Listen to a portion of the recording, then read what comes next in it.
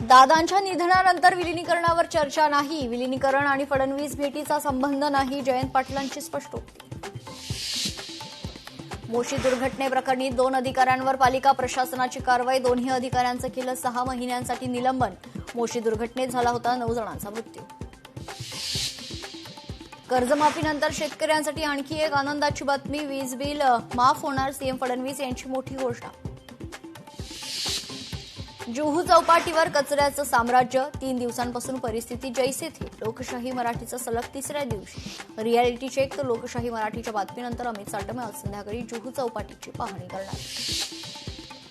नवी मुंबईत नियमांचं उल्लंघन करून डान्स बार सुरूच. कठोर नियमांच्या घोषणेनंतरही डान्स बार सुरू. विधेयकातील अटी शर्तींची मालकांकडून पायमल्ली.